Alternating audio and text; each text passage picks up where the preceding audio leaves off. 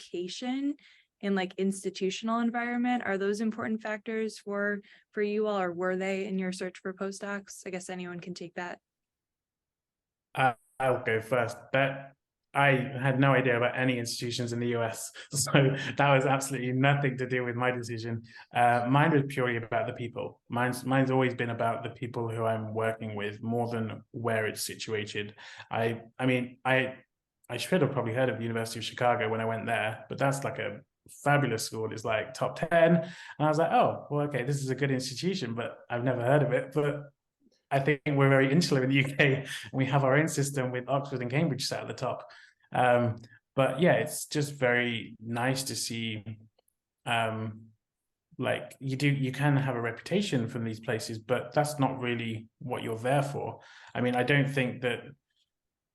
Trying to be careful with what I say, but my PhD institution isn't in the scale of things isn't like a renowned university, but I learned a lot and I did a great project and I got some good publications out of it because I had a great research project and I had a great support staff and my supervisors were amazing.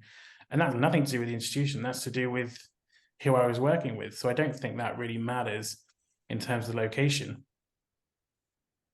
Yeah, different ways to approach it, certainly. Does anyone else want to add to the location question? I'll add a little bit. I'll echo what Connor said in that I really didn't care about location. I mean, I was lucky, like I didn't, I don't have any dependents or a spouse that I have to worry about to make sure that they can have a job or a school system or anything like that. So I was free to move wherever I wanted. But I was definitely focused on, who would I be working with? The only thing that I was worried about institution-wise is the institution a supportive environment for this PI? Because if it's not, it makes your life a whole lot harder, especially either getting internal grants or trying to get on any internal committees. But yeah, mostly just concerned about the person, the work environment, and at least making sure that wherever I would live, I'd be somewhat happy, but I can be sort of happy anywhere, so it didn't matter. I don't have a lot to add to it, but it's kind of like the same thought which I always had in my mind is it's easy to work with the mice, but not with people. So that's what one of my mentors said to me when I started my PhD. So it's kind of like the idea that when you have like-minded people whom you can kind of share and care, and basically part of the learning is talking to people and having that environment where people can listen to you and kind of like give you that environment to kind of express yourself out wide and loud.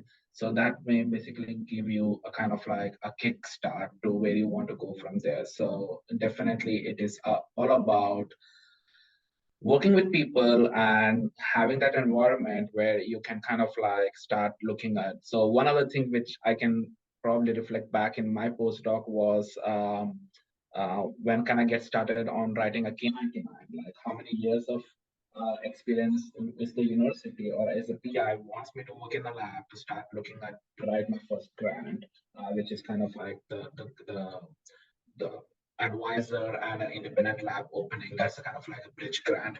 So these are the things which you have to start thinking about. And I wouldn't mind having this frank conversation with your PI during the interview about what is the timeline looks like when I join the lab. So it's kind of like something which you can start thinking about if you want to get started within the first year versus going and learning a lot of things in that lab and then started applying that fourth year.